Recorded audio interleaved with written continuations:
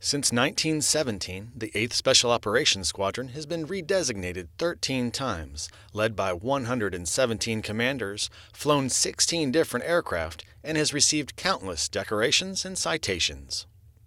The 8th Aero Squadron began its legacy in the DH-4, flying a central reconnaissance mission over France's Western Front during World War I.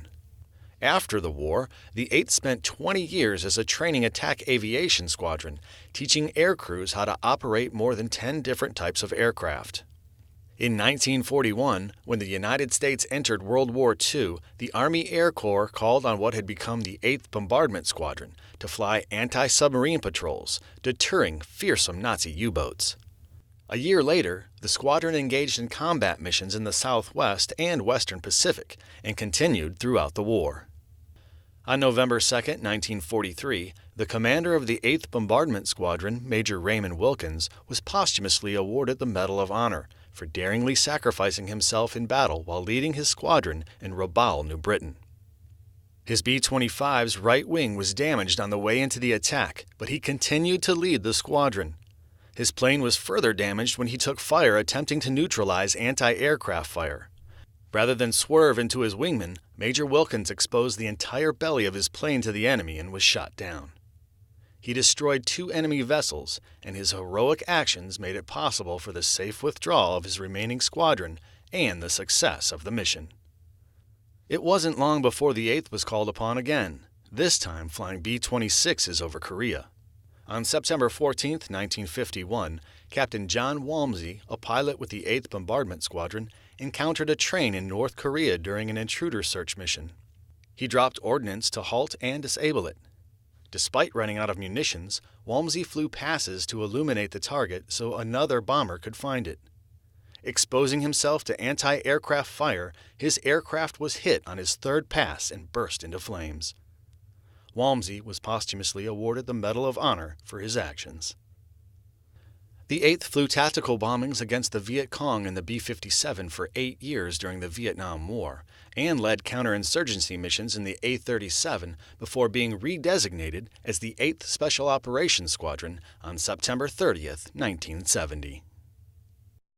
When the Vietnam War ended, there was a big drawdown of special operations. There was no emphasis, no money, no new airplanes.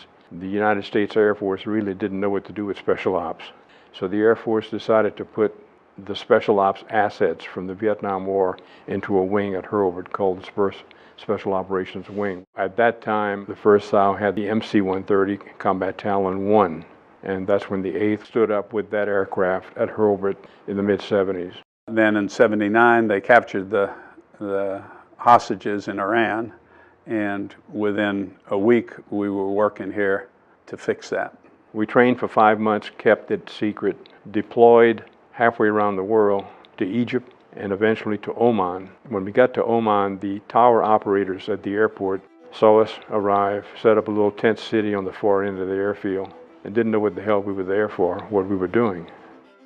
In April, we went to Desert One, and everybody knows that story. On the night of April 24th, 6 C-130s left, and 7 or 8 hours later, 5 came back. The helicopter that hit Hal Lewis's airplane, when he lifted off, he basically whited out from the sand, couldn't see, thought he was drifting backwards, and in fact he was not drifting backwards. So when he put forward collective in, he clipped the tail of the 130, and that's where the disaster started.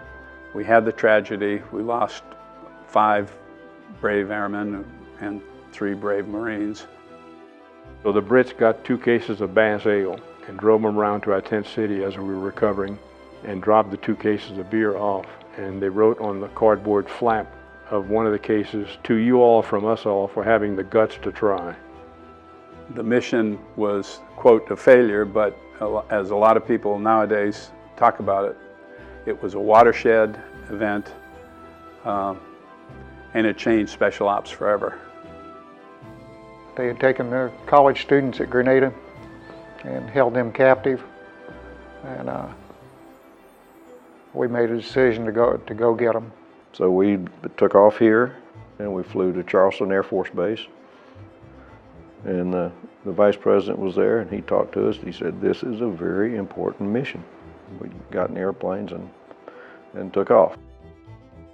We may have been half a mile off the end of the runway, and man, the sky just lit up. And we were very lucky that we never got hit. At the TOT, we flew down the runway. It was about 800 feet. And I said to the Army Ranger, I put him on headset, and I said, "Okay, we're inbound," and boy, they got all hot and bothered, you know, and all this shit in the back. They couldn't wait to get out of the airplane. This was one of the lowest personnel airdrops that had ever been done at that point in time. We could see the AAA coming up at us. Fortunately, we were low enough that they couldn't depress their guns enough to get to us. Without us, they couldn't have got the Rangers on the ground. Without the Rangers, the mission wouldn't have went. So everybody had a part. All those parts have to come together. We had our portion to do. The Rangers had their portion to do. We got them on target. When I got to the 8th SOS, there was a skeleton staff because they were already deployed to Woodbridge, England in preparation for Desert Shield and Desert Storm. The missions that we were actually flying, there was some probing that was being done by some of the helicopters, and we were refueling the 53s, getting close to the borders. Within a week of the 15th, we were doing leaflet drops that were telling the Iraqis how to surrender and what the consequences would be if they did not surrender, telling the Iraqis, hey, we're coming with the most powerful weapon in the U.S. arsenal that was non-nuclear. It was primarily the leaflet drops that ultimately got to the Blue 82 drops that we were doing as well. It was a 15,000-pound bomb on a platform that a small parachute went out behind the airplane. When we got to the release point, we released the platform. It separated from the carriage that it was on and went down. And with the combination of the Blue 82s, the leaflets, I think we definitely contributed to shortening the engagement. The 8th SOS deployed on September 20th, 2001, and we arrived at Masira, Oman, on September 23rd. 21 years later, pretty much the same airplanes, but we carried all that joint training with us, and it made all the difference in the world.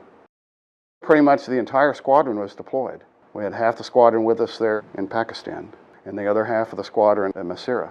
A lot of heavyweight refueling of a lot of helicopters, moving them around. It was quite the dance. Distinctly remember the night of the Knife 03-04 mission, and our aircraft were right there. 2 aircraft cycling off the tanker, and as soon as they lifted off, they were right there to refuel them. Very thin margin for error, but they got it done, got them refueled, got them out of country, got them home. So it was just night after night, night after night after night. Every day was Groundhog Day for months, and the guys were ready for it. They loved it. Yet the attitude of the 8th SOS Airmen, they're ready to go. They're ready to fly. They're ready to get the mission done. It was tremendous, tremendous. So some of the different things that we're doing now compared to what the 8th was doing, helocast, military free fall, fast ropes, hoist operations for personnel recovery if we need to. We do CASEVAC, so we'll carry PJs or surgical resuscitation teams, still doing the resupply of SOF and material. You look at it and it sends chills up your spine, thinking all the people that went before you that fought from World War I to World War II, Vietnam, Desert One, Afghanistan, Iraq, all the missions since, and you just feel proud.